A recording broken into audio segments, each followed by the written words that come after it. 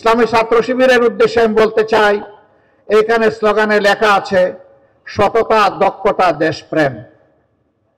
এই তিনটা জিনিস যাদের অন্তরে থাকবে, বুকে থাকবে, তারা ইনশাআল্লাহ জাতিকে ভালো কিছু দিতে পারবে। জুলাই পর্যন্ত আগামীতেও তোমাদের সাথে থাকার অঙ্গীকার আমরা ব্যক্ত করছি।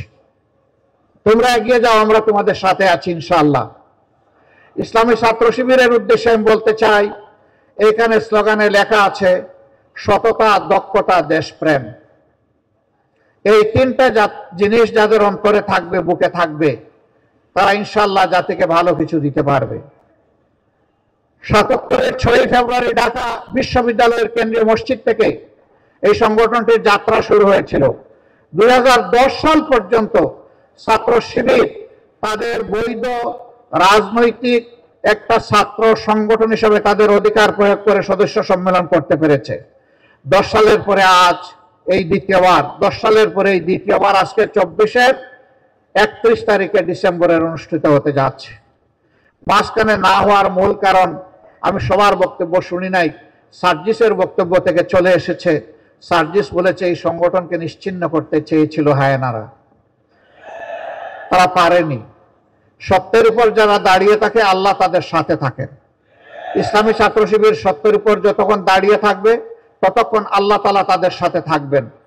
ধৈর্যের উপর যতক্ষণ থাকবে আল্লাহ তাআলা ততক্ষণ তাদের সাথে থাকবেন। ছাত্র শিবির তোমাদেরকে আজকে মূল দায়িত্ব নিতে হবে প্রতিষ্ঠিত ছাত্র সংগঠন হিসাবে। শিক্ষাঙ্গনে নৈতিকতা ফিরিয়ে আনা এবং শিক্ষাঙ্গনে শিক্ষার পরিবেশ ফিরিয়ে আনা। আমি তোমাদেরকে অনুরোধ করব, এই দুইটি গুরু দায়িত্ব তোমরা কাঁধে তুলে নাও। এতে যত স্যাক্রিফাইস তোমাদের করতে হবে সেই স্যাক্রিফাইসের জন্য তোমরা তৈরি থাকো। তারপরেও আমাদের শিক্ষা প্রতিষ্ঠানগুলো তোমরা মেরামত করে দাও। হ্যাঁ, এ কাজ তোমাদের একার নয় এবং একা পারবেও না।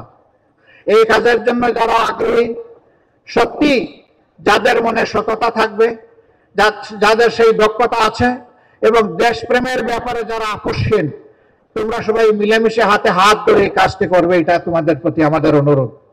এইখানেই তোমাদের ঐক্য হবে, এই তিনটা স্লোগানের ভিত্তিতে সকলের সাথে। যারা এগিয়ে আসবে তাদেরকে বুকে আলিঙ্গন করে পরস্পরকে জড়িয়ে ধরে তোমরা সামনের দিকে এগিয়ে যাও। তোমাদের হাতেই আগামীর বাংলাদেশ শোভা পাবে ইনশাআল্লাহ। আমরা সেই যুবকদের হাতে বাংলাদেশ দেখার জন্য অপেক্ষায় আছি। ইসলামী ছাত্র শিবিরের এই অভিযাত্রায় এ পর্যন্ত যারা শাহাদত বরণ করেছেন, আল্লাহ তাআলার দরবারে দোয়া করি আল্লাহ তাদেরকে তার মাবরুর বান্দা হিসেবে কবুল করুন। তাদের প্রতি আজীবন যাতে ইসলামী ছাত্র শিবির এবং আমরা সবাই শ্রদ্ধা জ্ঞাপন করতে পারি, আল্লাহ আমাদেরকে সেই দায়িত্ববোধ দান করুন। তাদের পরিবারগুলোকে আমরা যাতে শ্রদ্ধার সাথে ধারণ করতে পারি সেই শক্তি আল্লাহ আমাদেরকে দান করুন। আহত পঙ্গু যারা হয়েছে তাদের প্রতি আমরা গভীর কৃতজ্ঞতা জ্ঞাপন করছি।